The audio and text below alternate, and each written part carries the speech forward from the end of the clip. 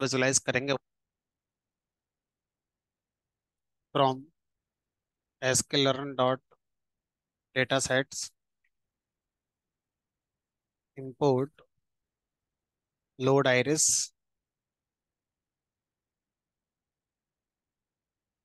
From sklearn dot neighbours import K neighbours classifier और iris equal to load iris x equal to iris dot data y equal to iris dot target.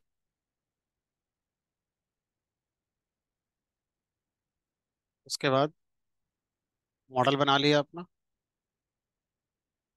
के neighbour classifier का use करके।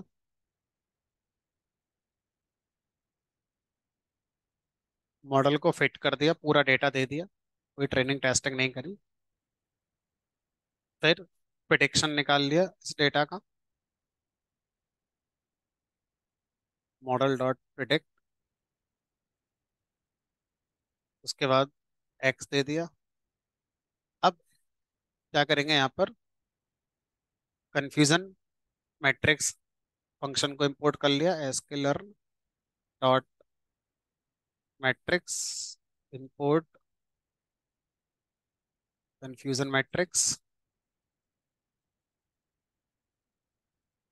और यहाँ पर confusion matrix function call करा और actual output और प्रिडिक्शन वाला आउटपुट पास कर दिया। तो ये आपकी कंफ्यूजन मैट्रिक्स इस तरह से बनकर आ गई। अब इस कंफ्यूजन मैट्रिक्स को इंटरप्रेट कैसे करना है वो देखो। तो ऐसे बना लिया माने,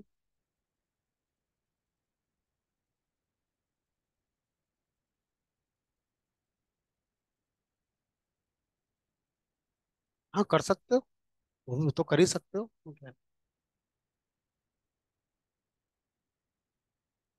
वैल्यू काउंट की जरूरत ही नहीं है, जब आप कंफ्यूजन मैट्रिक्स बना ही रहे हो सारा पिक्चर समझ में आ ही जाएगा इसमें।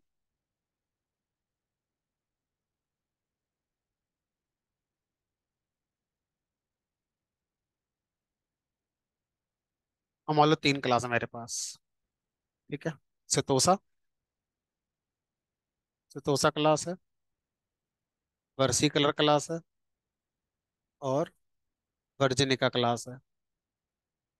मान लो ये 3 क्लासेस, तीनों क्लासेस मैंने यहाँ भी लिख दी, ठीक है। अब इन संख्याओं को यहाँ लिख देते हैं, 50, 0, 0, 0, 47, 3, 0, 2, 48। ठीक है, तो अब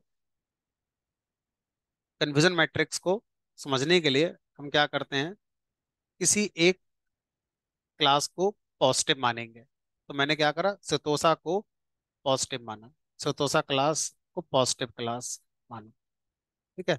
और बाकी जो रिमेनिंग क्लासेस थी उनको हम क्या मानेंगे, नेगेटिव मानेंगे, ठीक है। तो ये पॉजिटिव क्लास हो गई, और ये दोनों कैसी हो गई हमारी, कलेक्टिवली नेगेटिव क्लास हो गई, ठीक है। अब अगर आपसे कहा जाए ये पॉजिटिव क्लास हो गई और ये दोनों कैसी हो गई हमारी, नेगेटिव क्लास है।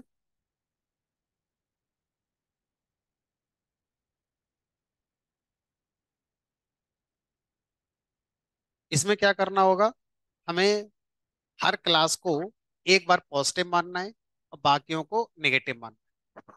तो मल्टी क्लास में क्या होगा, किसी भी क्लास को एक को पॉजिटिव मानो, बाकियों को आपको नेगेटिव मानना है, तो कई बार हमें ऐसा मानना होगा। अब यहाँ पर अगर आपसे कहा जाए कि ये आपका,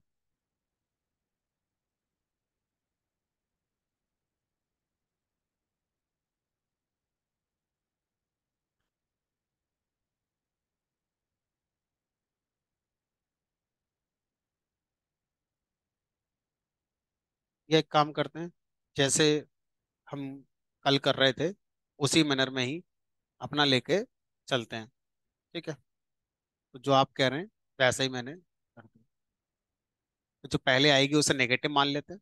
मान लो इसको नेगेटिव मान लिया मैंने, और बाकियों को पॉजिटिव मान लिया। तो जो आपने कल सीखा था वैसे ही मान लो, अलग नहीं कर रहे। ये नेगेटिव और बाकी दोनों पॉजिटिव। ठीक है। अब अगला काम क्या होगा वो देखो। तो यहाँ पर हमने क्या करा, हमने नेगेटिव को नेगेटिव, तो ये हमारा क्या कहलाएगा, ट्रू नेगेटिव कहलाएगा ना, नेगेटिव क्लास मान रहे हैं इसको, तो ये ट्रू नेगेटिव हो गया। ये दोनों ही मिलकर क्या कहलाएंगे, फॉल्स पॉजिटिव। ठीक है। चलो, अब आपसे कहा जाए ये ये वाला जो आपका ये पॉजिटिव, यानी कि ये वाला सेल और ये वाला सेल, ये दोनों मिलकर क्या कहलाएंगे, ट्रू पॉजिटिव। और ये ये ये और ये, एक दो तीन चार, ये सेल क्या कहलाएंगे,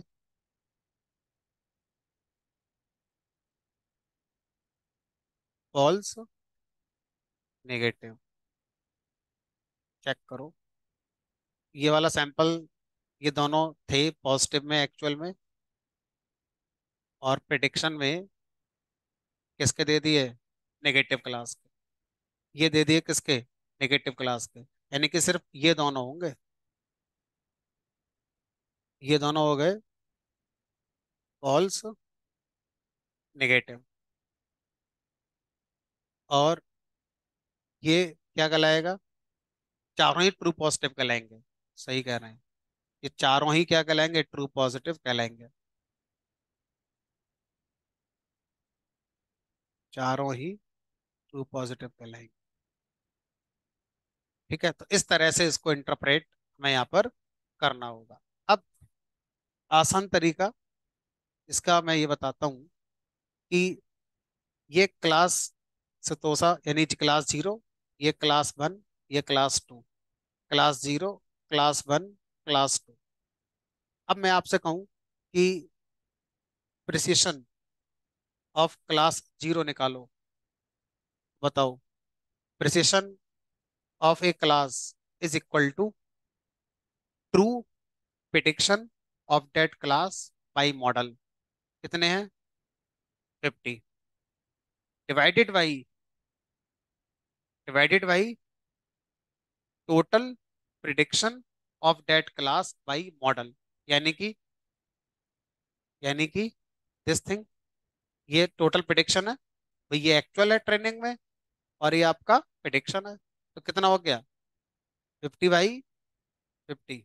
यानी कि क्लास जीरो का प्रिसिशन कितना आ गया, एक आ गया, नहीं 100% हो गया। Recall of a class is equal to true prediction of that class divided by number of samples given to model in training. Number of samples given to model in training. तो class zero के कितने sample दिए थे मैंने model को, ये वाला 50 plus zero plus zero, तो ये भी कितना हो गया। यानी कि क्लास जीरो के लिए अगर मैं प्रिसिशन और रिकॉल निकालूं तो कैसा आ गया, एक एक आ गया पूरा। अब ऐसे मुझे बताओ, प्रिसिशन ऑफ क्लास वन क्या आएगा, प्रिसिशन ऑफ क्लास टू क्या आएगा। प्रिसिशन ऑफ क्लास वन, हाँ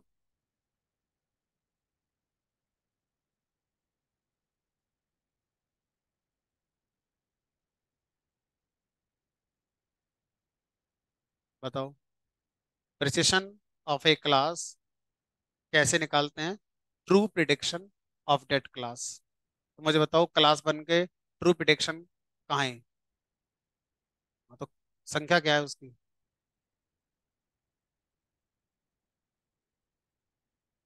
क्लास वन कौन सी है?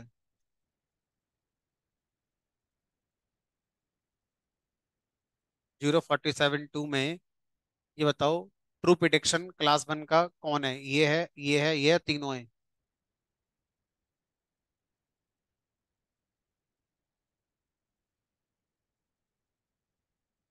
किसी भी क्लास का मॉडल ने जो प्रिडिक्शन दिया है और वो उसी क्लास का सैंपल था एक्चुअल में भी, वो क्या कहलाता है? उसका ट्रू प्रिडिक्शन ही, उसका टीपी कहलाता है। बताओ क्या है यहाँ पे? 47 डिवाइडेड बाई उस क्लास के टोटल प्रिडिक्शन बाई मॉडल। अब बताओ, रिकॉल ऑफ क्लास वन क्या होगा? उस क्लास के टू ट्रू प्रिडिक्शन कितने थे? डिवाइडेड बाई उस क्लास के सैंपल्स जो मॉडल को ट्रेनिंग में दिए गए थे। 47 + 3। Precision of class one, recall of class one.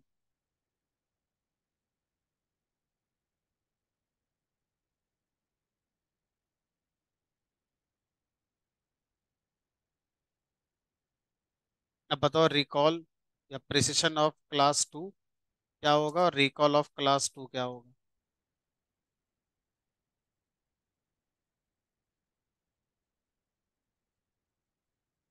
और ये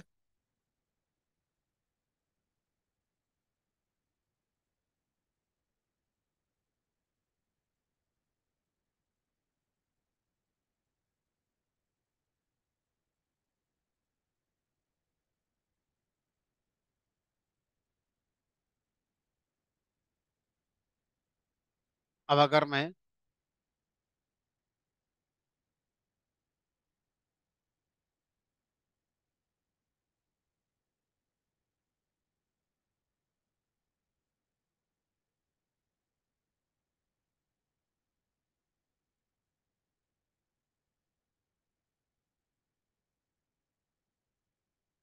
क्वेश्चन स्कोर निकालूं?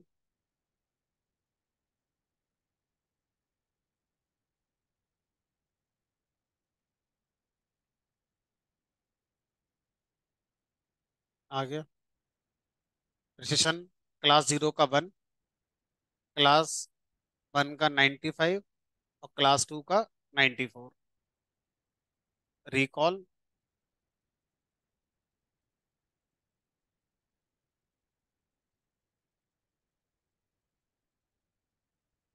Recall score 1, 94, 96।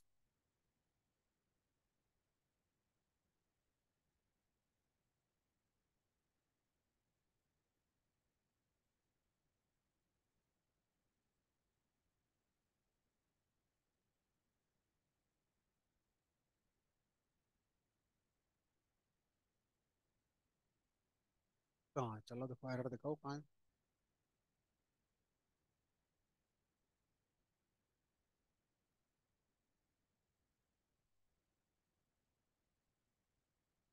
तो इस तरह से चाहे क्लास 3 हो, चाहे 4 हो, चाहे कितनी भी हो, आसानी से समझ सकते हैं।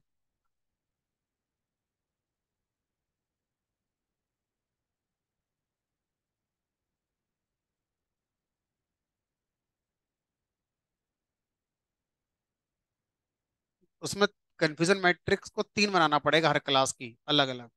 यानी कि वो जो कंफ्यूजन मैट्रिक्स थी, उसको आपको 3 बार समझना पड़ेगा। एक बार नेगेटिव क्लास आपकी वो होगी, बाकी पॉजिटिव हो गई। अगली बार नेगेटिव क्लास किसी और को मानेंगे, बाकी सब पॉजिटिव। तीसरी बार नेगेटिव एक को, बाकी सब पॉजिटिव, ऐसे करके।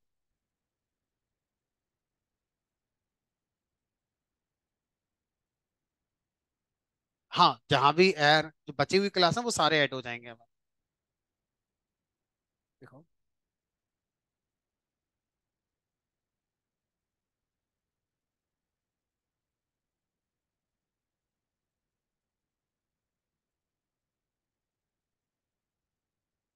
इसको चलाओ क्रोम पे। माइक्रोसॉफ्ट एज पे चलेगा नहीं, सही। कंप्यूटर का डिफॉल्ट ना, क्रोम करो, उस पर देखो एक बार।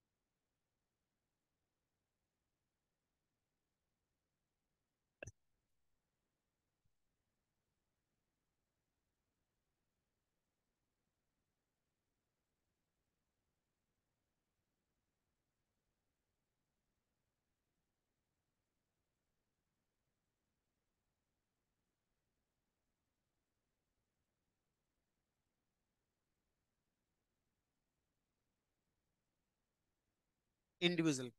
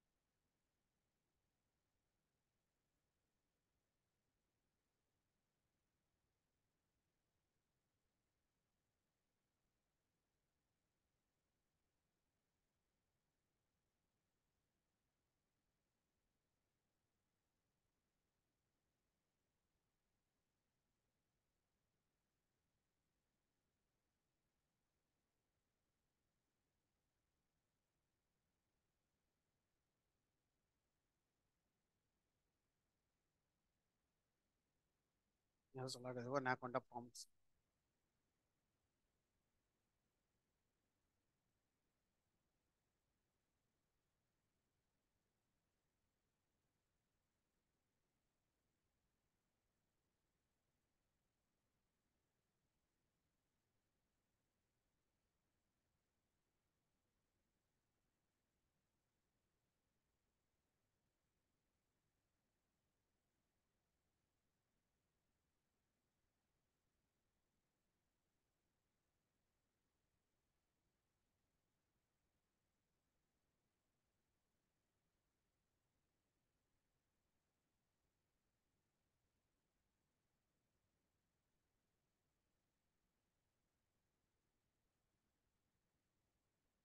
तरफ हो गया आपका। कुछ और भी सॉफ्टवेयर इंस्टॉल करे थे इसमें क्या?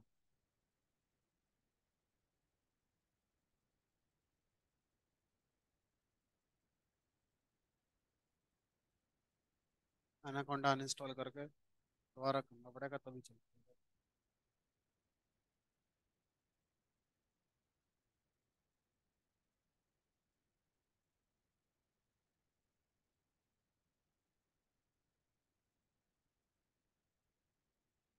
इससे पहले वाली अप्रोच भी यही थी। मान लो इसको आपने नेगेटिव क्लास मान लिया, इन दोनों को पॉजिटिव मान लिया, ठीक है? तो अब अगर आप प्रेसिशन निकालोगे क्लास जीरो का, है ना, यानी नेगेटिव क्लास का, तो ये हो गया this value divided by this, divided by this plus this, यानी कि ये तीनों आपके जुड़ जाएंगे, ठीक है? और रिकॉल निकालोगे तो this value divided by this, तो इन दोनों को हम एक साथ क्या बोलेंगे फिर? False positive.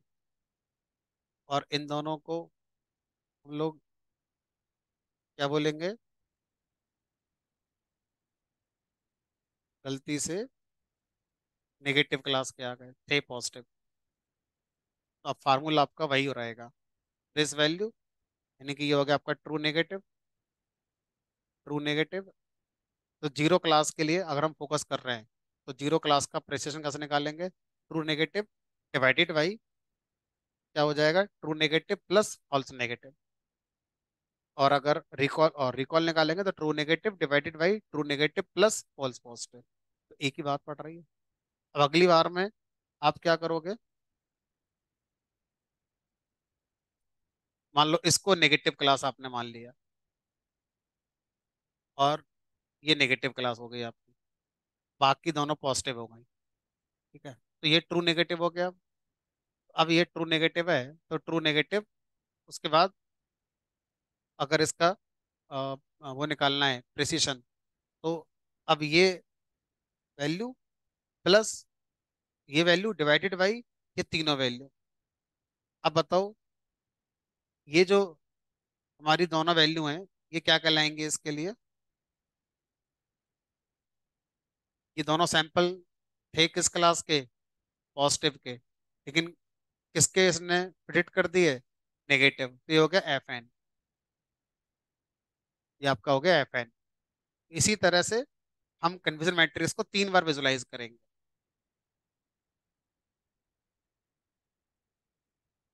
हम्म?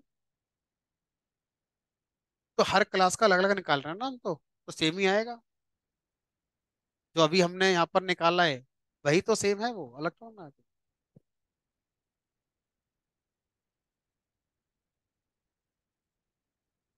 हर क्लास का अलग अलग आ जाए, हर क्लास का अलग अलग तो वैसे ही आ रहा है। प्रिसिशन और रिकॉल कोई एक थोड़ा ना होता है, हर क्लास का अलग अलग निकलता है ना।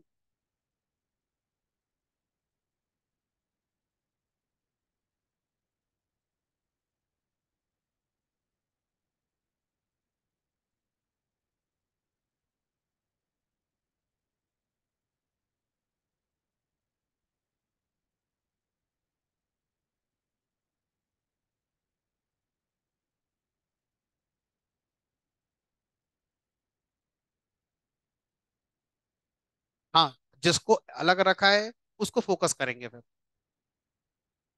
है ना? इस तरह से हर क्लास जो अलग रख रहे हैं उसी का हम प्रिसिशन, उसी का रिकॉल, तो अगली बार क्लास बदल देंगे इसलिए, क्योंकि पहली का तो हम निकाल चुके हैं। इस तरह से। नहीं देखो, चाहे मैट्रिक्स कितने बाई कितने की हो जाए, अब मैं आपसे कहूँ मैट्रिक्स इतनी बड़ी है, तो जो अभी मैंने आपको तरीका बताया ये कभी फेल नहीं होगा आप। अब मान लो 4x4 की है। ठीक है, अब मान लो class 0, class 1, class 2, class 3, class 0, class 1, class 2, class 3। अब आप ये भूल जाओ नेगेटिव पॉजिटिव। अब आप ये ध्यान रखो कि हर क्लास का प्रेसिजन, हर क्लास का रिकॉल निकालना है मुझे। अब क्लास 0 का निकालना है precision, this value divided by this value. मुझे निकालना है प्रेसिजन क्लास 1 का, this value divided by this value. मुझे निकालना है प्रेसिजन क्लास 2 का, this value divided by this value. निकालो, कितने का भी निकालो। नेगेटिव पॉजिटिव के चक्कर में पड़ जाओगे तो कंफ्यूज होते रहोगे। जब हम बाइनरी क्लासिफिकेशन में, तब तक तो वो कहानी सही है, लेकिन जैसे ही आप 3, 4, 5 क्लास में पहुंच जाओ तो नेगेटिव पॉजिटिव करो, लेकिन कैसे करोगे? बाइनरी में ही कन्वर्ट करके करोगे, तो उसमें बहुत टाइम लगेगा समझने में। इस वाली अप्रोच में यह है कि आपको क्लियर पता है कि जिस क्लास का प्रिसिशन निकालना है, उस क्लास का true prediction divided by total prediction of that class.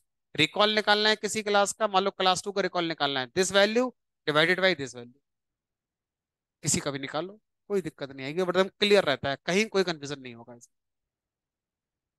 एकदम नीट एंड क्लीन अप्रोच है ये। ठीक है, नेगेटिव पॉजिटिव में पड़ जाओगे तो कंफ्यूज होते जाओगे, बाइनरी क्लासिफिकेशन तक वो सही है।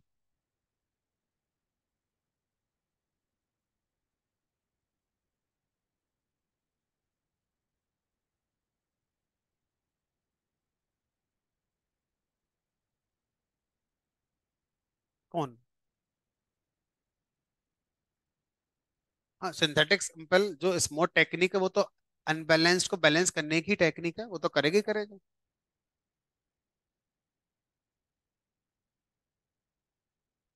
जो सबसे ज्यादा सैंपल वाली क्लास होगी उसके इक्विवेलेंट बाकी सारी क्लास के सैंपल बना दिए जाएंगे, चाहे तीनों, चाहे चारों, चाहे पांचों। मेजोरिटी को फोकस करके ओवर सैंपलिंग करी जाती है माइनॉरिटी की। ठीक है? चलो, क्लासिफिकेशन का ऑलमोस्ट पोर्शन हम लोग पढ़ चुके हैं। ठीक है, अब क्लासिफिकेशन के बाद अगला आता है रिग्रेशन।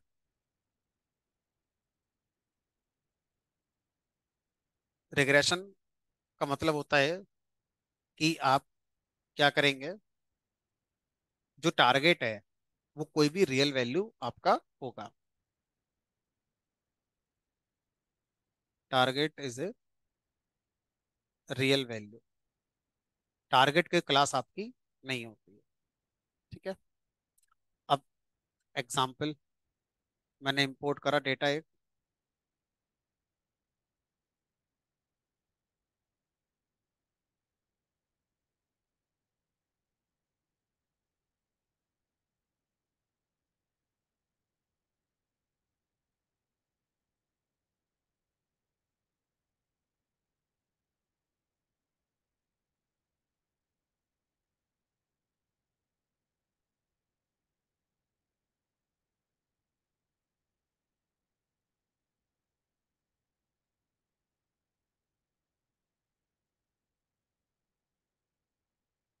ये डेटा है मेरे पास, इसमें एक्सपीरियंस है ये, और ये हमारा सैलरी है।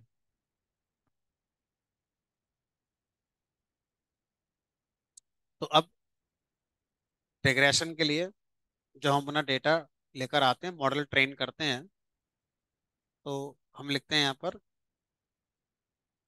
फ्रॉम sklearn डॉट, एक एल्गोरिथम है जिसका नाम है लीनियर अंडरस्कोर मॉडल के अंदर लीनियर रिग्रेशन। तो लीनियर रिग्रेशन जो एल्गोरिथम है वो हमारा क्या करती है, रिग्रेशन की प्रॉब्लम को ट्रेन करने के लिए यूज होती है। ठीक है। तो यहाँ पर हमने क्या करा, मॉडल बनाया अपना और लिख दिया यहाँ पर लीनियर रिग्रेशन, और इसमें आप अपना एक्स वाई पास कर दीजिए निकाल कर।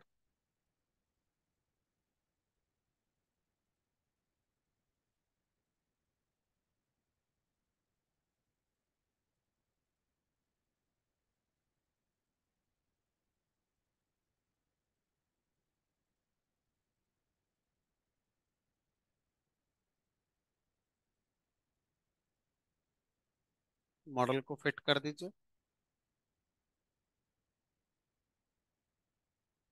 अब अगर आप मॉडल से प्रेडिक्ट कराएंगे, और मैंने कहा मॉडल बताओ भाई, अगर किसी का एक्सपीरियंस 20 साल है तो उसकी सैलरी क्या होगी। डेटा सेट को समझिए क्या है, ये डेटा सेट में दो कॉलम है। इसमें एक कॉलम को हम फीचर मान रहे हैं, ये एक ही फीचर है, और ये मेरा टारगेट है। अब आप एक कंपनी में काम करने वाले कुछ एम्प्लॉयज हो सकते हैं जिनकी सैलरीज आपको बताई गई हैं, कि किसी का एक्सपीरियंस इतना है तो सैलरी इतनी है, एक्सपीरियंस अगर इतना है तो सैलरी इतनी है, ये इतना है। अब आपको इस डेटा से एक मॉडल ट्रेन करना है, और वो मॉडल इस तरह से ट्रेन होना चाहिए कि अगर मैं ये पूछूं कि इसी तरह से अगर किसी का एक्सपीरियंस 20 साल है तो उसकी सैलरी क्या हो सकती है, जबकि 20 साल वाला डेटा इसमें कहीं नहीं है। ठीक है। तो मैंने मॉडल ट्रेन कर दिया, लीनियर रिग्रेशन एल्गोरिथम यूज करते हैं रिग्रेशन डेटा के लिए, के नेवर क्लासिफिकेशन सिर्फ क्लासिफिकेशन के लिए यूज होती है। ठीक है। तो अब मैंने मॉडल को कहा, मॉडल बताओ 20 साल एक्सपीरियंस तो सैलरी कितनी आएगी, इसने कहा 2,14,791। तो इस तरह की प्रॉब्लम जो होती है वो क्या कराती है, रिग्रेशन की प्रॉब्लम हमारी कहलाती है। ठीक है। अब होता क्या है, कैसे प्रिडिक्ट मेथड काम करता है हमारा, मैथमेटिक्स की अगर हम बात करें तो क्या है, और सर इसमें क्या ट्रेनिंग टेस्टिंग नहीं होती है। ट्रेनिंग टेस्टिंग अगर इसमें होती है तो क्या इसमें भी मॉडल का बेस्ट फिट अंडर फिट वाला पॉइंट आता, हमने कहा वो सब आता है। तो अब मैं क्या करने जा रहा हूँ, ये जो डेटा आपने बनाया एक्स और वाई, इसको डायरेक्ट मॉडल को ना देकर पहले मैं चेक करूंगा ट्रेनिंग टेस्टिंग में सही चल रहा है कि नहीं चल रहा है। तो उसके लिए वही सेम कोड है, कुछ नया नहीं करना है। From sklearn dot model selection import train test split, लेकिन जो नया है वो मैं सिखाऊंगा आपको अभी। तो मैंने यहाँ पर कर दिया x underscore train, x underscore test, y underscore train, y underscore test equal to train test split x comma y, random state equal to मैंने कुछ भी कर दिया। मॉडल बनाया लीनियर रिग्रेशन का यूज करके, मॉडल को फिट कर दिया ट्रेनिंग डेटा के साथ।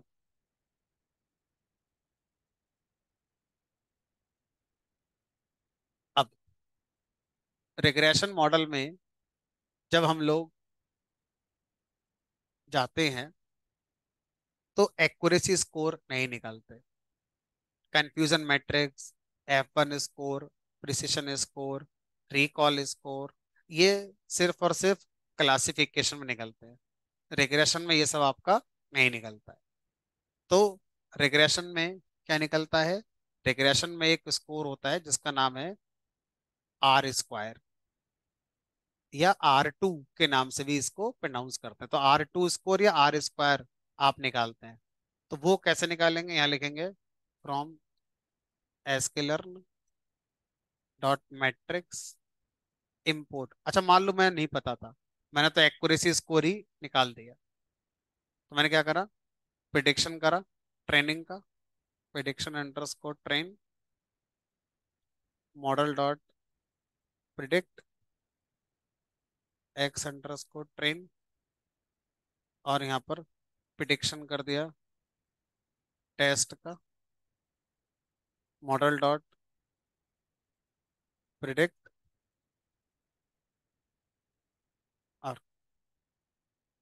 और ये टेस्ट डाल दिया। अब मैंने एक्यूरेसी स्कोर निकाला और यहाँ डाल दिया वाई अंडर स्कोर ट्रेन और प्रिडिक्शन अंडर स्कोर ट्रेन। एरर आ गई क्योंकि ये रिग्रेशन का टारगेट है। रिग्रेशन का टारगेट एक्यूरेसी स्कोर से चेक नहीं किया जाता, तो फिर किससे चेक किया जाएगा? R स्क्वायर से। इसमें सेम पैटर्न पे पास करेंगे, वाई ट्रेन और प्रिडिक्शन ट्रेन।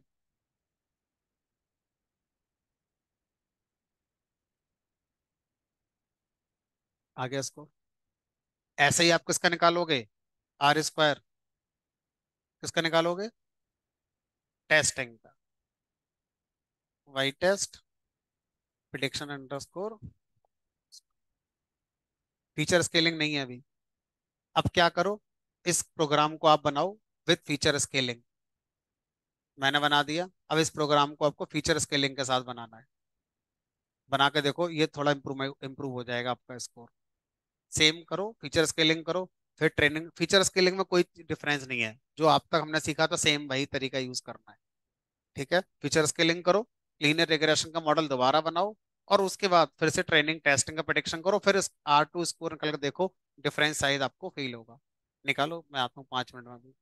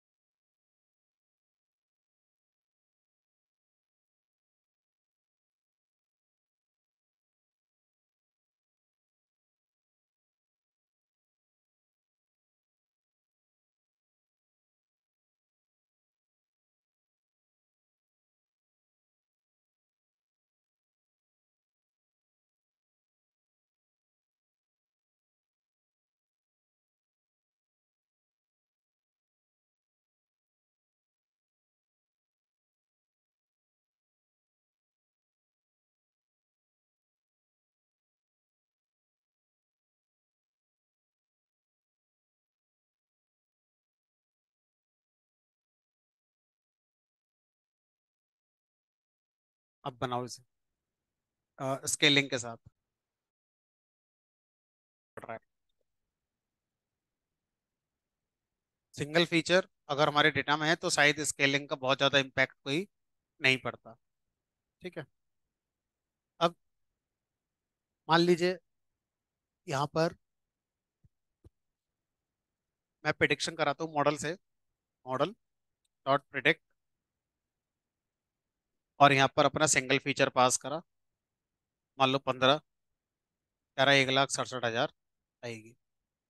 अब क्वेश्चन आता है कि लीनियर रिग्रेशन के पीछे गणित क्या चलती है? तो लीनियर रिग्रेशन के पीछे चलता है इक्वेशन ऑफ लाइन। तो लाइन की इक्वेशन गणित में कभी पढ़ी होगी आपने? क्या पढ़ी है बताओ? Y equal to M X plus C. अब इसी चीज को मशीन लर्निंग में लीनियर रिग्रेशन यूज करती है। जिसको आप वाई कहते हैं उसको वो प्रिडिक्शन कहती है। Prediction is equal to m ऐसे ही रहेगा, और एक्स का मतलब यहाँ पर क्या हो जाता है, फीचर, मल्टीप्लाई बाई जो आपका फीचर है वो, चलो इसको हम एक्स ही मान लेते हैं। सी सी ही रहता है, यानी कि सिर्फ वाई को हम क्या मानते हैं, यहाँ पर प्रिडिक्शन मानते हैं। अब एक्स क्या है, हमारा फीचर। एम क्या है, कोफिशिएंट ऑफ दैट फीचर, या इसको वेट भी कहते हैं मशीन लर्निंग की भाषा में, वेट ऑफ फीचर। सी क्या है हमारा, इंटरसेप्ट। इंटरसेप्ट, सी इंटरसेप्ट होता है। अब जब आप प्रिडिक्शन करते हैं, मॉडल से कहते हैं मॉडल प्रिडिक्ट करो, तो ये आपका क्या बन जाता है, फीचर। यानी कि आपको एक्स पता है। अब बताओ, अगर आपको एक्स पता है तो मॉडल को प्रिडिक्ट करने के लिए हमने एक्स दे दिया। अब मॉडल को दो क्वेश्चन का आंसर आना चाहिए, किस किस का, एम और सी का। अब जो हमारा मॉडल है ये कहता है कि आपने मुझे जो फिट करा है ना, आपने मुझे जो फिट किया है, तो इस फिट के टाइम पर मेरा काम यही है, आपने मुझे जो डेटा दिया है, इस डेटा से एम और सी की वैल्यू को लर्न करना, एम और सी की वैल्यू को सीखना। तो जो आप ट्रेनिंग में डेटा देते हैं, लीनियर रिग्रेशन एल्गोरिथम उस ट्रेनिंग डेटा से, यानी कि ये जो डेटा है अगर इसको आप ट्रेनिंग डेटा मान लेते हो, तो लीनियर रिग्रेशन एल्गोरिथम इस डेटा से लर्न करती है वैल्यू ऑफ एम एंड सी, और उसके बाद फिर लाइन की इक्वेशन लगाकर आपका प्रिडिक्शन देने वाला काम करती है।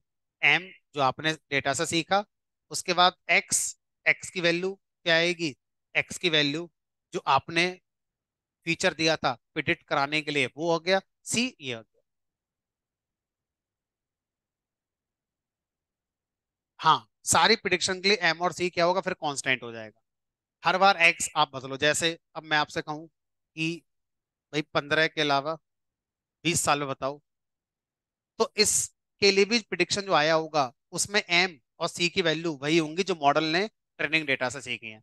अब इस मॉडल से आप जितने भी प्रिडिक्शन कराएंगे, सिर्फ आप उन्हें वो एक्स बता रहे हो। हर बार एम और सी की वैल्यू जो ट्रेनिंग डेटा से उसने सीखी है वही हमारी रहेंगी।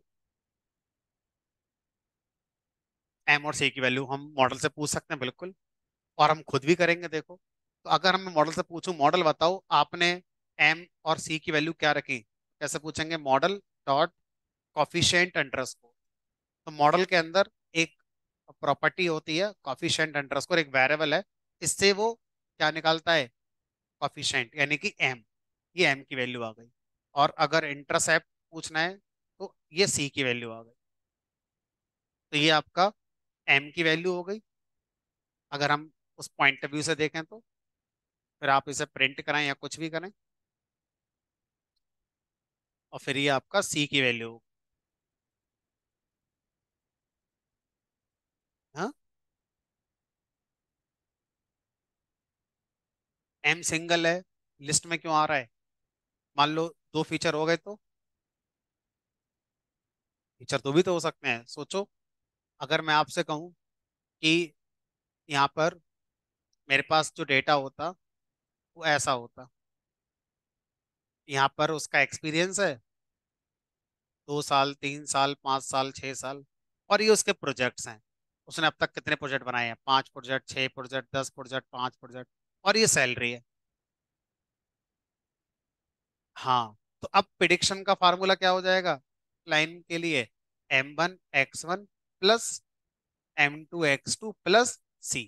तो इंटरसेप्ट एक ही रहेगा, लेकिन जो कॉफिशिएंट है वो हर फीचर का अपना अपना आएगा। तो इस तरह से लिस्ट में रखकर दे रहा है, चाहे वो एक हो चाहे दो, वो हमेशा लिस्ट में रखकर ही देगा। ठीक है। अब जब रिग्रेशन सिंगल फीचर के साथ हम यूज करते हैं तो उसे बोलते हैं सिंपल रिग्रेशन। और जब रिग्रेशन को मल्टीपल फीचर के साथ यूज करते हैं तो उसे बोलते हैं मल्टीपल रिग्रेशन। सिंपल रिग्रेशन और मल्टीपल रिग्रेशन में कोई डिफरेंस नहीं है। सिंपल रिग्रेशन में क्या होता है, हमारा सिर्फ सिंगल फीचर की बात करी जाती है। ठीक है। और मल्टीपल रिग्रेशन का मतलब हो गया जैसे मल्टीपल फीचर्स हमारे। ठीक है।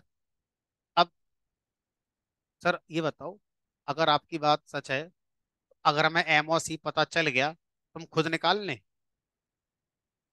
ये एक्स हो गया, है ना, तो अब खुद निकाल लो। अगर मैं लिख दूं यहाँ पर prediction is equal to m की वैल्यू कितनी आई है ये लगा लो, इनटू एक्स, एक्स कितना है 15, प्लस सी, सी की वैल्यू कितनी आई है। और अगर मैं इसको प्रिंट करके देखूं, कितनी आई, 1,67,066 सेम आ रही है। मतलब प्रिडिक्ट मेथड अपने अंदर से लाइन की इक्वेशन यूज कर रहा है, तभी तो हमारा वाला आंसर और उसका जो आंसर प्रिडिक्ट वाला था सेम आ गया। अब ये बताओ, अगर आपसे मैं ये कहूं कि एम और सी की वैल्यू अगर मुझे निकालनी आ जाए तो फिर मुझे मॉडल बनाने की जरूरत ही नहीं है, मैं खुद ही सारे काम कर लूंगा। भाई अब क्या यही तो बचा कि मॉडल ने एम और सी की वैल्यू सीखी कैसे, मतलब आप आखिरी क्वेश्चन मुझसे ये पूछेंगे कि सर ये वैल्यू कहाँ से आई, ये वाली वैल्यू कहाँ से आई, और ये वाली वैल्यू कहाँ से आई, इंटरसेप्ट वाली, ये और बता दो, काम खत्म। है ना। तो अब इसके पीछे एक गणित होती है। अब गणित की दुनिया में आप एंटर और ज्यादा डीपली करेंगे। स्टैटिस्टिक्स है, पूरी स्टैटिस्टिक्स है। अब मैं क्या करता हूँ, खुद से एम और सी की वैल्यू आपको निकाल कर दिखाता हूँ। तो ये जो एम और सी की वैल्यू आई है ये किस डेटा से आई है, हमारी ट्रेनिंग डेटा जो मैंने दिया था इस वाले से आई है।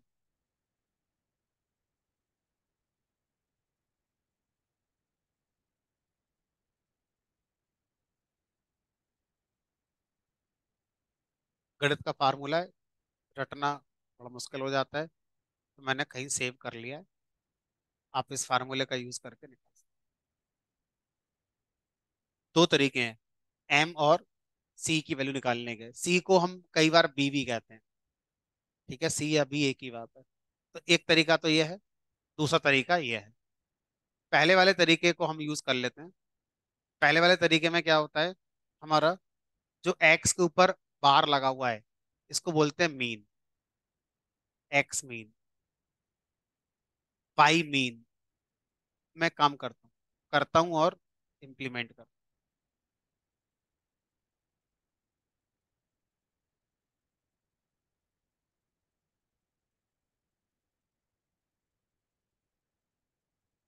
पहले क्या करो, पहले निकाल लो एक्स मीन।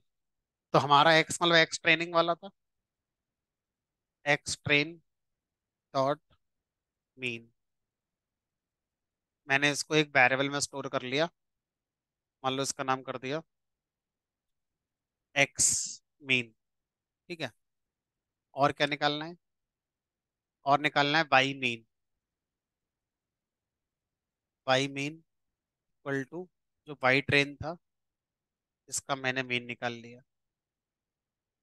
फिर फार्मूले में क्या निकालना है, एक्स मीन का square, x mean square equal to क्या कर दूं, एक्स मीन पावर 2।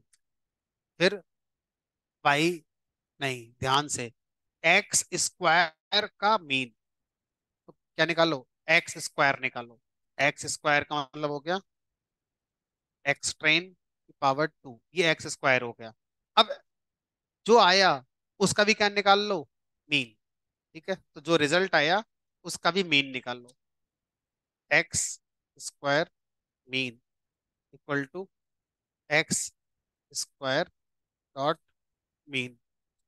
अब कौन सा रह गया, एक रह गया, एक्स इंटू वाई, उसका मीन। तो पहले एक्स इंटू वाई करो, यानी कि एक्स ट्रेन, कौन, कहाँ पे, ये बीच में डॉट ही है, यहाँ दिख रहा है यहाँ दिख नहीं रहा है, दोनों का मल्टीप्लाई है।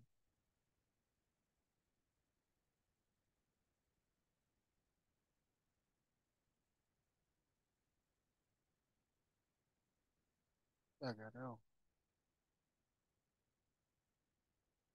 एक्स स्क्वायर निकाल लिया, तो एक्स स्क्वायर का मीन ही निकालोगे, इसे तो खाली स्क्वायर आया, अब उसका मीन निकाल के इस वेरिएबल में स्टोर कर लिया। ठीक है, x train into y train.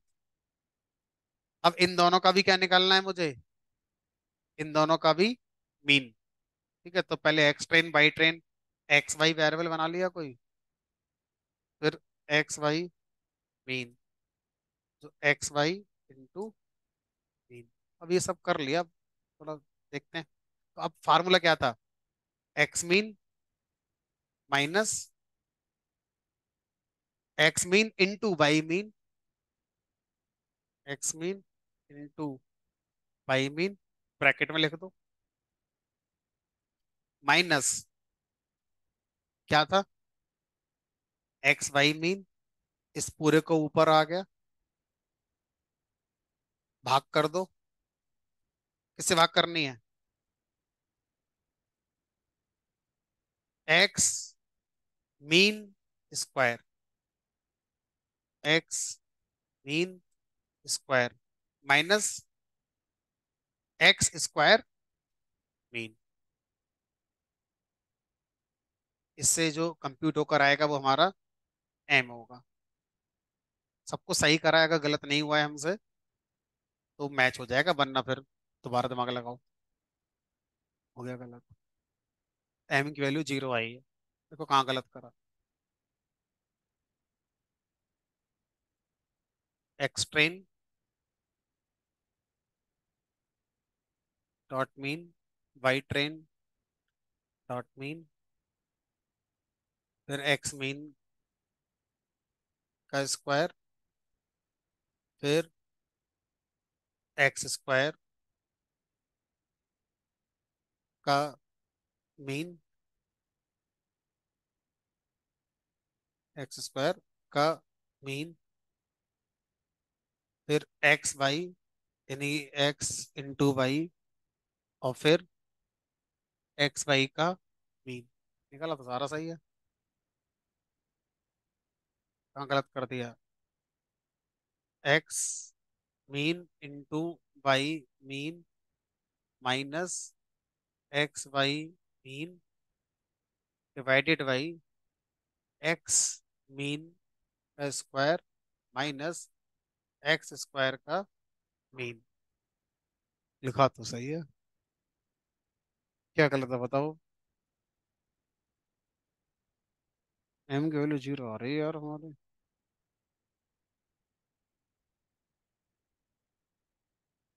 चलो, अब एक एक काम करते हैं, एक एक वैल्यू को अलग अलग प्रिंट करते हैं, एक्स मीन को अलग प्रिंट करो, ये आया 5.55। ठीक है, अब वाई मीन को पकड़ जाएगी गलती, ये इतना आया, ये मुझे सही लग रहा है, एक्स मीन का स्क्वायर, एक्स मीन 5 आ गया, इसका स्क्वायर कितना आएगा, पचम 25, 25 26 के आसपास आना चाहिए, एक्स मीन का स्क्वायर। ठीक है, उसके बाद एक्स स्क्वायर, सबका स्क्वायर कर दिया, एक्स स्क्वायर का मीन, एक्स स्क्वायर का मीन आ गया 38,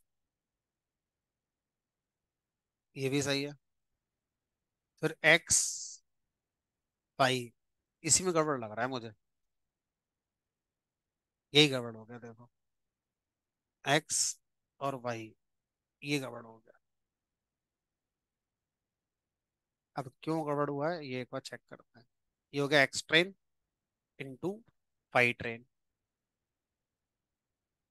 हाँ, नहीं डॉट प्रोडक्ट नहीं, ये कुछ और हो गया है। चलो पहले एक बार ना एक्स ट्रेन को अलग प्रिंट करते हैं, इनटू वाई ट्रेन। अब इसकी मल्टीप्लाई करें वाई ट्रेन से, तो हर वैल्यू की मल्टीप्लाई सेम वैल्यू से होनी चाहिए। रुको रुको रुको, ध्यान से देखो, वाई ट्रेन एक्स ट्रेन अपने आप में 2D एरे है। तो इसको क्या करो, पहले 1D एरे में ले आओ ऑल रोज, और एक ही कॉलम में जीरो इंडेक्स का। अब करो इसकी मल्टीप्लाई वाई ट्रेन से। अब सही हो गया, यहाँ पर गलती पकड़ी गई। तो ये जो मल्टीप्लाई कर रहे थे, ये एक्स ट्रेन अपने आप में 2D एरे है, इसलिए दिक्कत आ रही है। अब करो, कर दिया। अब आ गया देखो तुम फर्स्ट क्लास।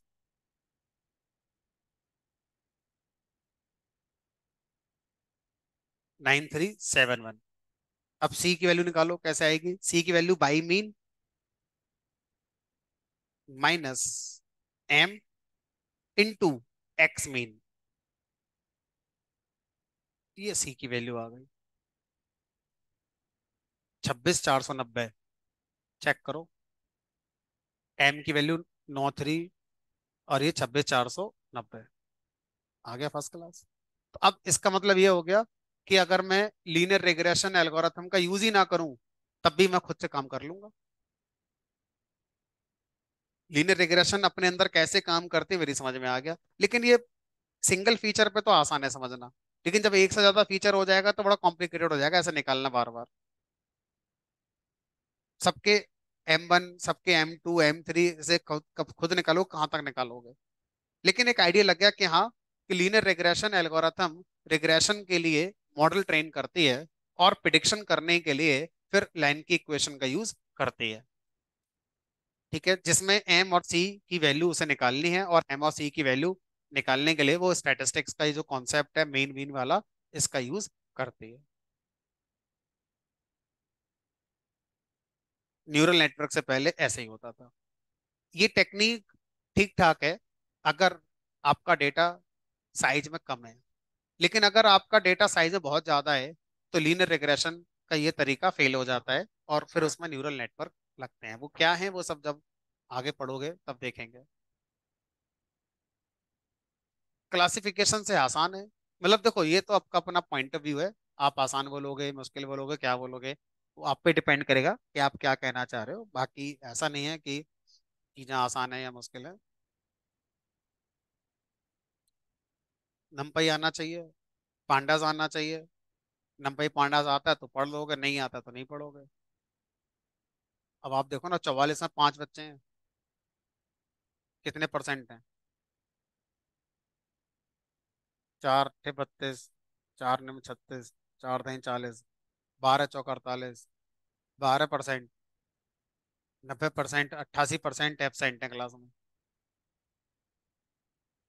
और जब बैच शुरू नहीं होता तब सब हल्ला काट रहे थे, मशीन लर्निंग शुरू करो सर, मशीन लर्निंग शुरू करो। पावर बी दोबारा पढ़ा दिया आपने, खत्म नहीं कर रहे हो सर। और जब शुरू कर दी तो 2 4 क्लास में आए, उसके बाद गायब। गायब की वजह, गणित में इंटरेस्ट ना होना। दूसरी वजह, घर पे टाइम ना दे पाना, ऑफिस में इतना काम है, फैमिली में इतना काम है, 20 बच्चे हैं हमारे। तो समस्याएं सबके साथ हैं, आपके साथ थोड़ी ना है। घर पे पढ़ोगे तो समझ में आएगा, नहीं पढ़ोगे तो यही हाल हो। बहरहाल मेरा काम तो कोर्स खत्म करना है, मुझे तो कोर्स खत्म करना ही है। तो लीनियर रिग्रेशन से कैसे हम काम करते हैं ये हमारी समझ में आ गया। अब सर एक काम करो, एक दूसरा डेटा हमें लोड करके दिखाओ जिसमें मल्टीपल फीचर।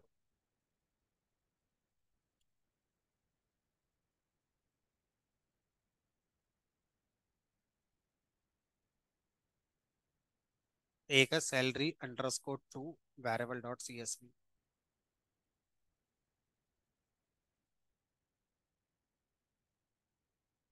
अब इसमें आपके कितने फीचर हैं?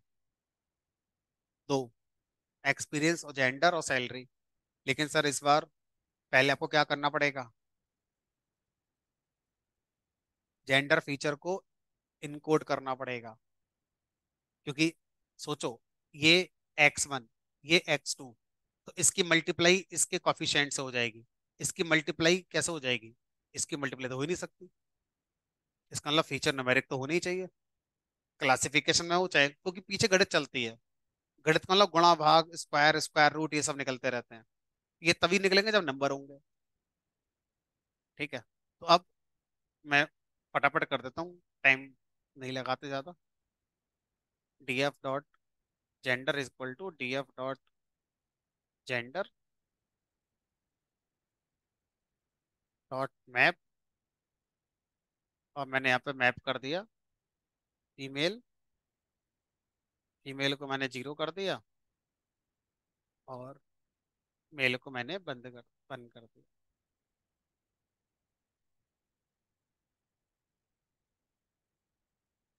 अब ध्यान से देखो, जब आप फीमेल को जीरो कर दोगे, तो फीमेल जब फीचर आएगा उसकी मल्टीप्लाई उसके कोफिशिएंट से होगी, तो उसका तो कोई रूल बचा ही नहीं फिर। क्योंकि जीरो की गुणा किसी से कर दो, वो क्या रहेगी, वही रहेगी। ठीक है, तो इसका मतलब क्या है कि अगर मैं इसमें स्केलिंग कर दूं तो शायद थोड़ा सही हो सकता है ना। तो शायद पॉइंट में कुछ आ जाए, देखते हैं क्या होता है। जीरो वाला फिर भी जीरो ही शायद मुझे लगता है रहेगा, देखते हैं फिर भी, चलो क्या आता है। तो मैंने ये कन्वर्ट कर दिया। अब इसमें मैंने स्टैंडर्ड स्केलर लगा दिया, from scaler dot reprocessing import standard scaler, s c equal to standard scaler. और यहाँ पर अभी ट्रेन टेस्ट भी तो नहीं निकाला, निकाल लेते हैं। तो हम पूरे डेटा को एक ही मान लेते हैं, ट्रेनिंग डेटा है ना, टेस्टिंग वेस्टिंग छोड़ते हैं। तो x equal to d f dot i log -1 dot values, y equal to d f dot i log -1 dot values, s c dot fit underscore transform, और ये पूरा का पूरा डेटा यहाँ पास कर दिया। मॉडल बनाया लीनियर रिग्रेशन से, मॉडल डॉट फिट कर दिया एक्स कॉमा वाई। अब अगर मैं मॉडल से पूछूं, मॉडल बताओ कोफिशिएंट्स क्या क्या निकाले, मॉडल बताओ इंटरसेप्ट क्या निकाला। ठीक है, अब अगर मैं मॉडल से कहूँ, मॉडल अगर मेरे पास कोई एक सैंपल है जिसमें एक्सपीरियंस है 15 साल, और वो मेल है, तो बताओ वो कौन होगा। तो मैं जो कर रहा हूँ वो सही है गलत है, सही कर दिया गलत कर दिया, गलत। क्योंकि हमें पहले क्या करना पड़ेगा, इस सैंपल का ट्रांसफॉर्म करना पड़ेगा। तो मैं एक काम करता हूँ ना, सीधे सीधे यहाँ पे ट्रांसफॉर्म करके दे देता हूँ। क्या था, एस सी डॉट ट्रांसफॉर्म, और सैंपल अब मैंने प्रिडिक्ट को नहीं दिया है, सैंपल मैंने स्केलर के ट्रांसफॉर्म को दिया है। वहां से जो वापस आएगा वो जाएगा प्रिडिक्ट के पास। ठीक है, मेरे एनकोडिंग तो करी है मैंने, एस सी डॉट ट्रांसफॉर्म, इसी से तो एनकोडिंग होगी। देखते हैं क्या कह रहा है, कुड नॉट कन्वर्ट।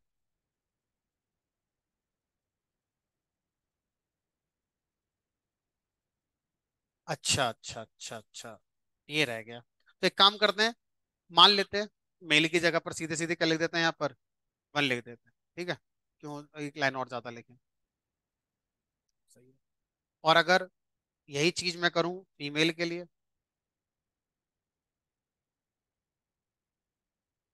कोई खास फर्क नहीं पड़ा, 1,66,000, 1,61,000। दो कॉफिशिएंट आए होंगे, एक इंटरसेप्ट आया, खुद से अपना लगाकर अपना निकाल सकते हो। लेकिन इस बार ध्यान रखना, जब खुद से फार्मूला लगाओगे तो इस पे मत लगा देना, स्केलिंग के बाद जो रिजल्ट आएगा उसको एक वेरिएबल में रखना, उस पे लगाओगे फार्मूला, क्योंकि इस पे लगाओ तो फिर जीरो कर देगा, x2 m2। स्केलिंग के बाद जो डेटा बनेगा, बेटर है कि मैं इसको करके दिखाऊं आपको। संभाल के एक वेरिएबल में रख लो, मान लो वापस से मैंने सैंपल वेरिएबल में रख लिया, ठीक है।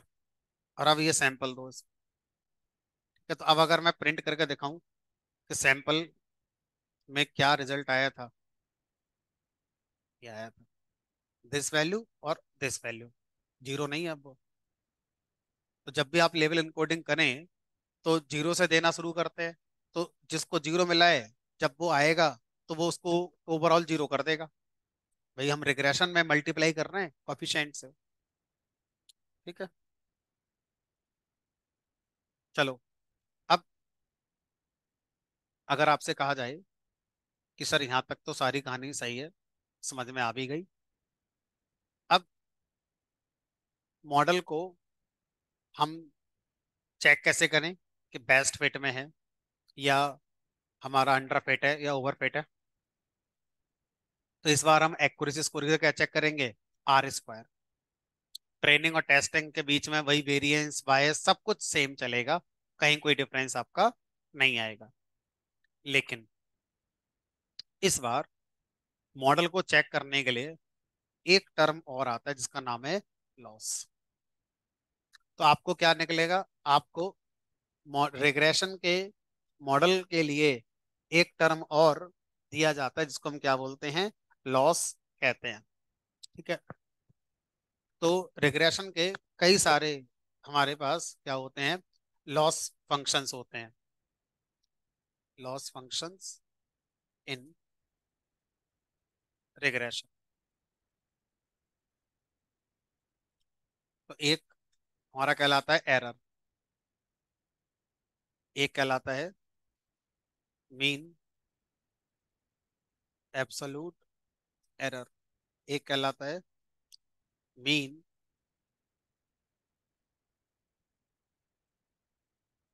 स्क्वायर्ड एरर, एक कहलाता है root mean squared error.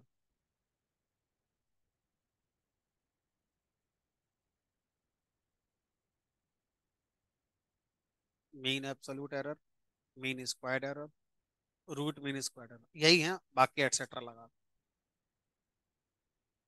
Sir ये क्या होते हैं, इनका मतलब क्या होता है।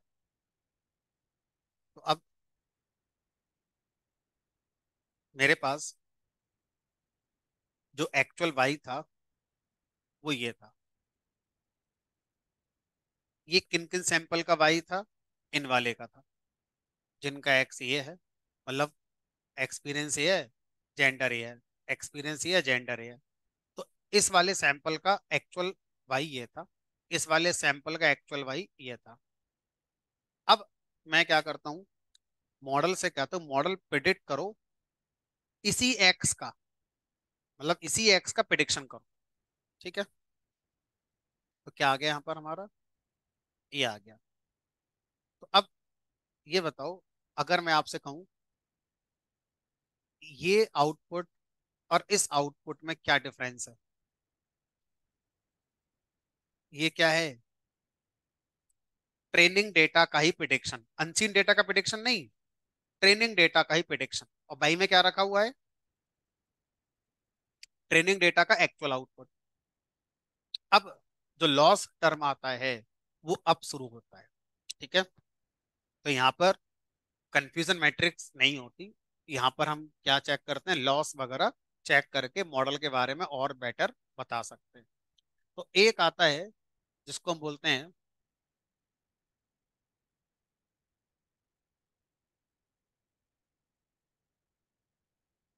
वहां पर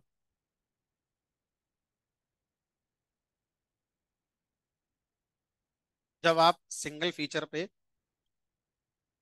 स्लाइसिंग करते हैं कॉलम वाले पार्ट पे, तो हमेशा वो डेटा फ्रेम ही बनता है, मतलब 2D एरे बनेगा।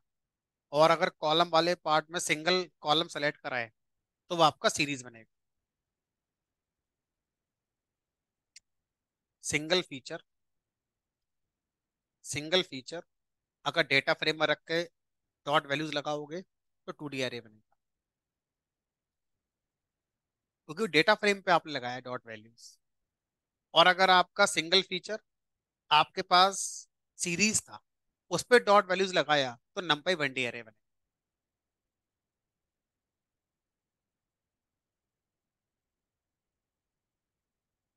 देखो ऊपर वाली पिक्चर को दोबारा देखो। लेट पूछते हो बहुत, जब कहानी आगे बढ़ जाती है तब पूछते हो।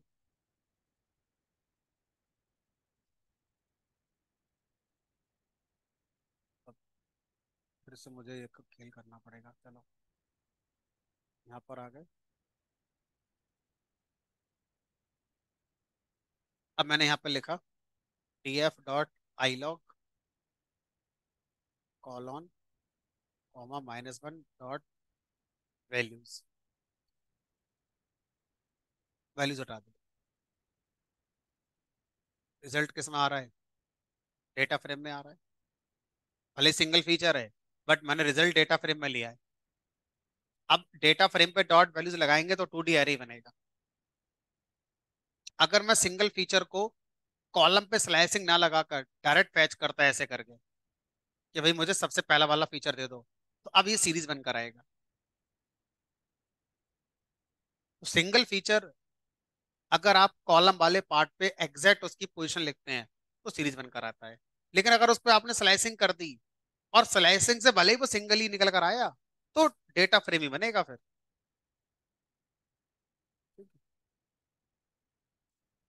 अरे कंफ्यूजन होते सही है, लेकिन टाइम पर नहीं आते।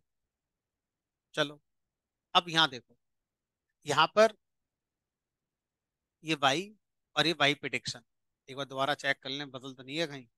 नहीं, ये सही है। मॉडल पहले वाले सैंपल को लेकर कितना इनएक्यूरेट है, ये अगर आपसे पूछे कोई कैसे बताओगे? पहले वाले सैंपल का एक्चुअल आउटपुट कितना? 41,000। मॉडल ने ट्रेनिंग ली और उसी सैंपल का मॉडल प्रिडिक्शन फिर क्या बता रहा है? 39,013। मतलब इन दोनों का जो डिफरेंस होगा वो क्या है? मॉडल की एरर इस पर्टिकुलर सैंपल के लिए। ठीक है, तो इसको हम क्या बोलते हैं? इसे बोलते हैं एरर, या एक और टेक्निकल शब्द रेसिडुअल। तो एरर या रेसिडुअल का मतलब होता है difference between actual output and prediction. क्या कहलाता है? उस पर्टिकुलर सैंपल में एरर या रेसिडुअल कहलाता है। Difference between actual output and prediction for a sample, किसी एक सैंपल। तो जो एरर है या रेसिडुअल है वो एक एक सैंपल का निकालोगे। इस सैंपल में कितनी है? इतनी, इसमें इतनी, इसमें इतनी। अब मैं कहूँ सबकी एरर निकाल दो, सबके रेसिडुअल्स निकाल दो, तो कैसे निकालोगे? वाई माइनस प्रिडिक्शन, सबके एक साथ आ गए क्योंकि दोनों नंपाई आ रहे हैं। दो नंपाई आ रहे को माइनस करते हो तो वो एलिमेंट बाई एलिमेंट माइनस हो जाती। तो दिस माइनस दिस, तो ये क्या कहलाएगा? ये हमारे मॉडल में एरर कहलाएगी। एरर का मतलब होता है इंडिविजुअल सैंपल से मॉडल कितना पीछे या कितना आगे चला गया, इसे क्या बोलते हैं? एरर।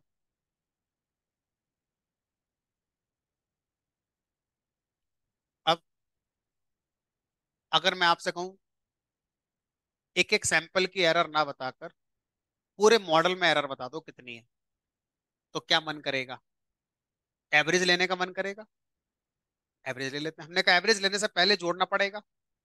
अगर मैं आपसे कहूं कि मेरे मॉडल को दो ही सैंपल मिले थे, एक सैंपल का एक्चुअल आउटपुट से डिफरेंस था -10, दूसरे सैंपल का डिफरेंस था 10। अब इनका एवरेज निकालोगे, इन दोनों को जोड़ोगे, कितना हो जाएगा ये? तो आप क्या बोलोगे? मॉडल में एरर ही नहीं है कोई। सोच पा रहे हो क्या मैं कह रहा हूँ? मॉडल किसी सैंपल को ज्यादा बता रहा है, किसी सैंपल को कम बता रहा है। अब इन दोनों, इन सबके इस तरह के डिफरेंस निकाले, तो कोई प्लस में है, कोई माइनस में है। अगर मैं इन सबको जोड़ दूंगा तो कहीं बैलेंस ना कर दें एक दूसरे को, जीरो ना आ जाए कहीं। जीरो ना भी आए लेकिन जो भी रिजल्ट आएगा वो गलत ही है फिर, क्योंकि वो सब इम्पैक्ट कर रहा है प्लस माइनस आपस में। तो अब यहाँ पर दो तरीके आपको सुझाए गए। पहला तरीका क्या सुझाया गया, अगर आप जो अभी एक एक सैंपल की एरर आई है उसका स्क्वायर कर लो, तो माइनस की स्क्वायर भी क्या होती है, पॉजिटिव। तो किसने क्या करा, इस एरर का स्क्वायर कर, हमने एरर का स्क्वायर कर लिया, पावर टू। अब एवरेज ले लो, अब एवरेज आप ले सकते हो। तो अब एवरेज कैसे लोगे, तो जो भी रिजल्ट आया क्या लगा दो उस पर, डॉट मीन। एरर को किसी वेरिएबल में स्टोर करो, तो ये क्या हो गई, स्क्वायर्ड एरर कह सकते हैं, स्क्वायर ई आर। अब इस स्क्वायर्ड एरर का भी क्या ले लो, मीन। तो ये क्या हो गई, mean squared error. Mean squared error किसकी हो गई, पूरे मॉडल की एरर, पूरे मॉडल में इतनी एरर है। अब कोई क्या बोल रहा, सर ये संख्या बढ़ गई है बहुत। क्यों बढ़ गई संख्या ये, क्योंकि आपने हर सैंपल की एरर क्या करा था, स्क्वायर, जिसकी वजह से संख्या बढ़ गई। अब इसको वापस से नीचे लेकर आओ, क्या करते हैं, अंडर रूट, स्क्वायर रूट ले लो। यानी कि जो स्क्वायर मीन आया था, इस मीन का भी क्या ले लो, स्क्वायर रूट ले लो।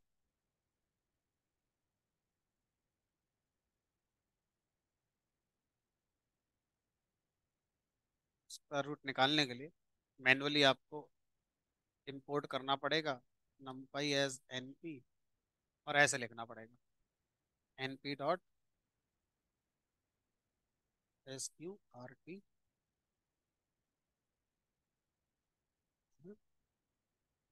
एस आर क्यू टी लिख दिया। अब सही है। तो ये जो रिजल्ट आया इसे क्या बोलेंगे, रूट मीन स्क्वायर्ड एरर।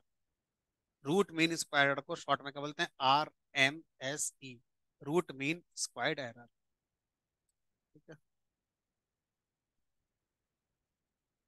और जो अभी आया ना, स्क्वायर करके आपने जो मीन निकाला, इसको हम क्या बोल सकते हैं, MSE। MSE मतलब mean squared error, MSE।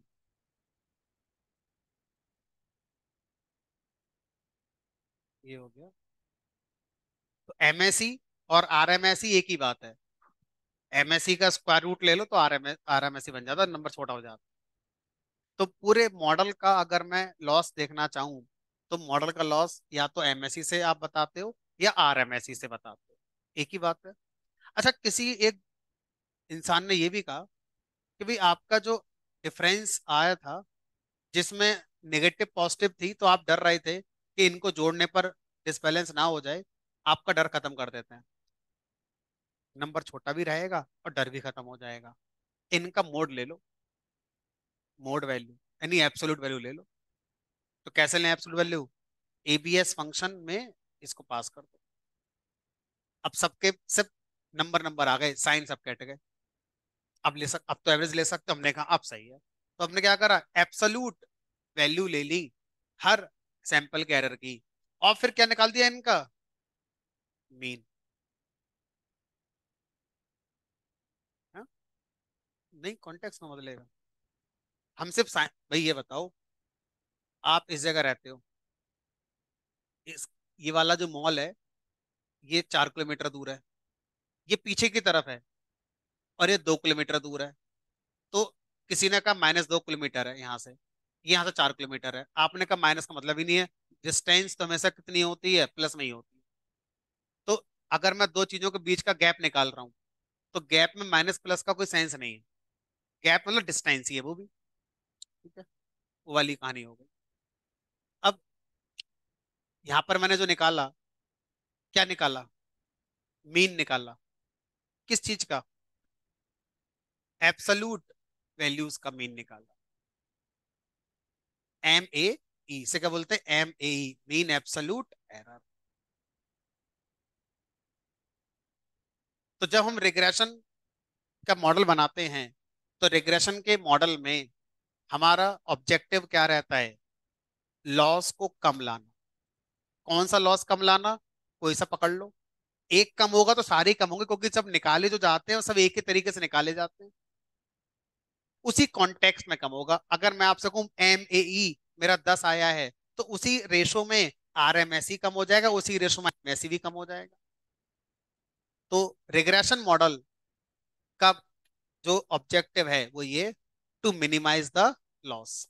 Training का लॉस हमारा मिनिमम होना चाहिए। तो ट्रेनिंग का लॉस मिनिमम का मतलब है, जो भी हमने कॉफिशिएंट निकले हैं, उन्हीं कॉफिशिएंट का यूज करके पहले ट्रेनिंग डेटा का प्रिडिक्शन कराओ, और फिर उस ट्रेनिंग डेटा का एक्चुअल आउटपुट के साथ लॉस चेक करो कितना आ रहा है।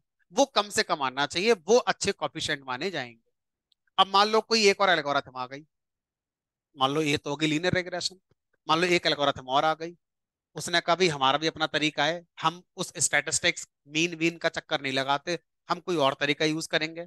और उससे जो कॉफिशिएंट आए, उसके बाद जब मैंने उन्हीं ट्रेनिंग सैंपल का प्रेडिक्शन कराया और लॉस निकाला, अगर वो कम आ गया, मैं क्या बोलूंगा, वो तरीका ज्यादा अच्छा है कॉफिशिएंट इंटरसेप्ट निकालने का देन दिस वन। तो पूरा का पूरा रिग्रेशन का चैप्टर जो भी है वो इसी बात पे टिका हुआ है। किस बात पे टिका हुआ है, कि कॉफिशिएंट और इंटरसेप्ट निकालो, इस तरीके से निकलने चाहिए कि जब उन्हीं कॉफिशिएंट इंटरसेप्ट का यूज करके ट्रेनिंग डेटा का प्रेडिक्शन करें और फिर उनके लॉस निकालें, तो वो कम आना चाहिए। तो वो तरीका सबसे बेस्ट माना जाएगा जिसमें सबसे कम लॉस आया है। जीरो आ जाए तो ये तो बहुत नसीब की बात है, जीरो नहीं चाहिए, लेकिन कम से कम तो आए। इसी आधार पर सारी एल्गोरिथम आगे आपको पढ़नी होती हैं, सबका एक ही ऑब्जेक्टिव होगा, कॉफिशिएंट की वैल्यू इस तरह से ढूंढना, लॉस को मिनिमाइज करा जा सके। सिर्फ तरीका अलग अलग होगा। हाँ, हाँ, एल्गोरिथम बदलने से एम और सी बदलेंगे, क्योंकि हर एल्गोरिथम का एम और सी निकालने का तरीका अलग होगा। जो हमने अभी तरीका पढ़ा ये लीनियर रिग्रेशन का है, एक और पढ़ेंगे उसका अलग है, एक और पढ़ेंगे उसका अलग है। सबके तरीके इसी बात पर डिपेंड करते हैं कि बेस्ट कैसे निकालें। एम और सी पढ़ेंगे, सब आएगा अभी।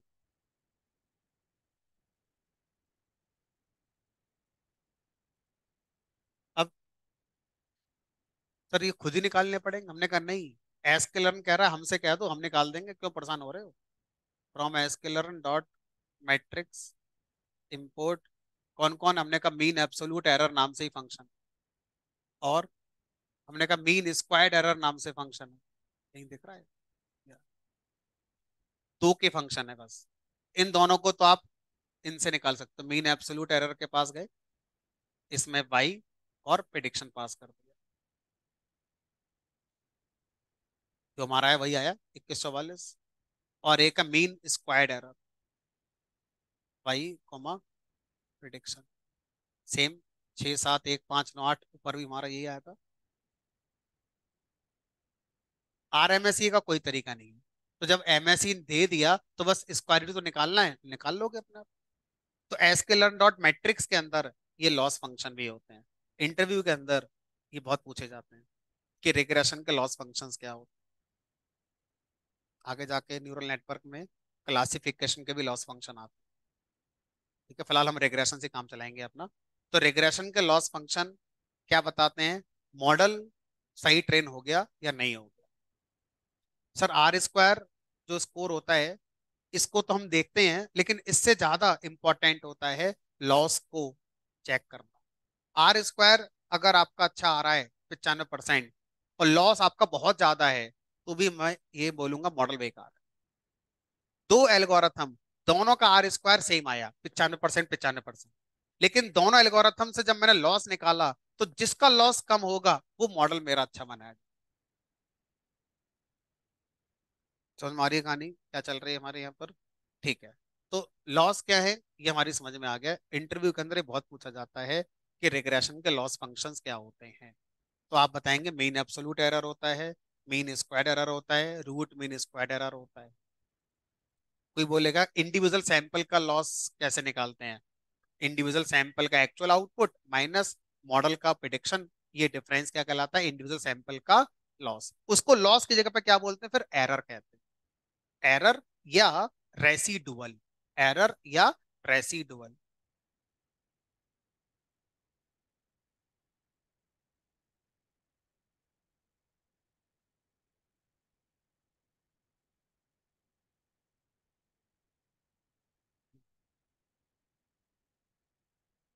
क्योंकि आर स्क्वायर का जो डेरिवेशन है वो लॉस से ही निकल कर आता है। जैसे अगर आप एक्यूरेसी स्कोर निकालते हैं क्लासिफिकेशन में, तो एक्यूरेसी स्कोर किससे निकाला जाता है, कंफ्यूजन मैट्रिक्स से। उसी तरह से आर स्क्वायर का डेरिवेशन जब आप करने जाएंगे तो वो किससे निकाला जाता है, आपका लॉस से निकाला जाता है। तो आर स्क्वायर का जो फार्मूला है वो होता है 1 - लॉस समथिंग करके कुछ होता है, ठीक है। तो इस तरह से ये हमारा क्या हो गया, आर स्क्वायर की डिपेंडेंसी लॉस पर होती है, इसलिए लॉस को इंपॉर्टेंट माना गया है। ठीक है, इवन न्यूरल नेटवर्क में जाके आप लॉस ही निकालोगे, आर स्क्वायर को भूल जाओगे। आर स्क्वायर यूज ही नहीं होता न्यूरल नेटवर्क में, लॉस ही यूज होता है। ठीक है, बहरहाल ये हमारा हो गया भाई रिग्रेशन की पहली कहानी। अब रिग्रेशन में कई बार क्या होता है, चेक काम करते हैं आज, इतने ही रखते हैं, काफी हो गया। एक तो कंफ्यूजन मैट्रिक्स हो गई मल्टी क्लास की, और रिग्रेशन का कॉन्टेक्स्ट पूरा हो गया। अब आगे आप जब पढ़ोगे तो कॉन्टेक्स्ट पता है कि रिग्रेशन का एक ही ऑब्जेक्टिव है, बेस्ट वैल्यू ऑफ एम, जो भी है वो यही है, बेस्ट वैल्यू ऑफ एमएनसी कैसे निकाली। क्योंकि जितने भी रिग्रेशन है सब लाइन के इक्वेशन का यूज करते हैं, prediction equal to M X plus C या M1 X1 plus M2 X2 plus सी। सारा खेल M1 M2 M3 निकालने का ही होता है। चलो, आज इतना ही, नेक्स्ट क्लास में मिलेंगे, और नेक्स्ट क्लास में रिग्रेशन के ऊपर एक एल्गोरिथम और पढ़ेंगे, SGD, stochastic gradient descent. Most important algorithm है, स्पेशली न्यूरल नेटवर्क को फोकस करते हुए। इसके अलावा कुछ और चीजें हैं वो पढ़ेंगे रिग्रेशन, तो नेक्स्ट क्लास में कोशिश करेंगे रिग्रेशन हमारा कंप्लीट हो जाए। चलो, आज